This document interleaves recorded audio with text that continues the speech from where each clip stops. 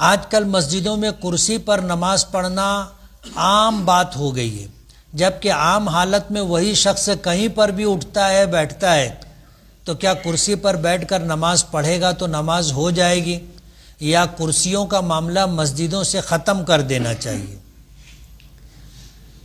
देखो, जो आदमी माजूर है, जिसके लिए रुकू करना, जिसके लिए सज्जा करना, जिसके लिए उठना बैठना मुश्किल हो गया है, तो ऐसा आदमी माजूर हो जाता है, या तो वो रुकू सजदा कर ही नहीं सकता, बैठ गया तो उठ ही नहीं सकता, तो ये आदमी माजूर है, ये इशारे से नमाज पढ़ेगा। अब उसके लिए अफजल और बेहतर तरीका यह है कि वो ज़मीन पर बैठे, ज़मीन पर बैठे। कुर्सी पर नमाज पढ़ने से अफजल और बेहतर यह है कि ज़मीन पर बैठ के नमाज पढ़े, अगर वाकई माजूर है तो। और अगर जैसा सवाल है कि दूसरी जगह पर उठता बैठता है, मस्जिद में आता है तो उसको कुर्सी लगती है, अगर फ़र्ज़ नमाज इस तरह पढ़ेगा तो उसकी नमाज नहीं होगी।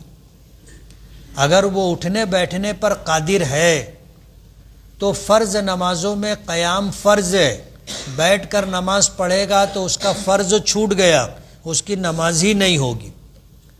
अलबत्ता सुन्नत व नवाफिल कुर्सी पर बैठकर या नीचे ज़मीन पर बैठकर तंदुरुस्त आदमी भी पढ़ना चाहे तो पढ़ सकता है, इसलिए कि उसमें क़याम फ़र्ज़ नहीं।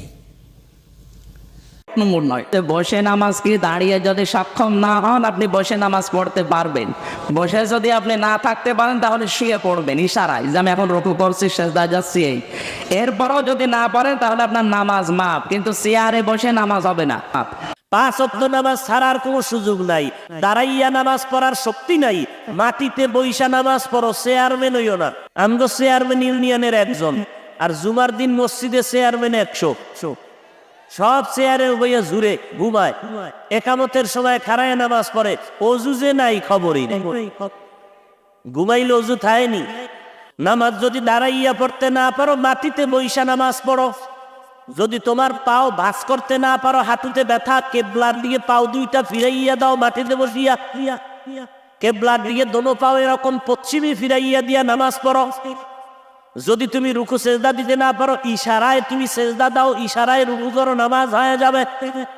মোট কথা নামাজ ছাড়া যাবে না। সামান্য একটু অপরাধের কারণে তুমি সামান্য একটু অজুহাতে চেয়ার ব্যবহার করবা আর হেলান দিয়া দিয়া ঘুম যাবা, এইটা কিন্তু তাকওয়া না। নবী সাল্লাল্লাহু আলাইহি সাল্লাম বলেছেন, সাল্লে কায়েমান, দাঁড়িয়ে সালাত পড়ো, ফাইল্লাম তাস্তাতি ফাকাইদান, দাঁড়িয়ে যদি পড়তে না পারো তাহলে বসে বসে পড়ো, ফাইল্লাম তাস্তাতি ফাআলা জামবিন, বসেও যদি পড়তে না পারো তাহলে শুয়ে শুয়ে পড়তে পারো। আচ্ছা, শুয়েও যদি নামাজ পড়া যায় সেই তুলনায় বসা তো অনেক ভালো। চেয়ারে বসে তো তার দাঁড়াবার অর্ধেক না, আর শুয়ে গেলে দাঁড়ানোর আর কিছু থাকে? যুক্তির চেয়ে যুক্তি বাদ দিলাম, সরাসরি হাদিস তো দেখাইলাম।